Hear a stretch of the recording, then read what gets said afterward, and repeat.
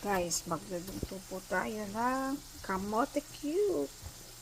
Ay, kamote cute kasi cute na nagluluto. Ay, joke lang. Kamote cute. Ayan, malapit na po magluto.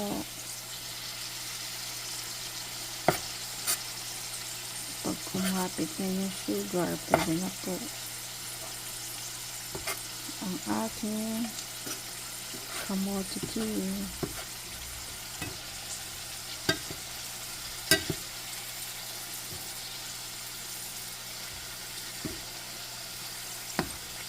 Kamote cute.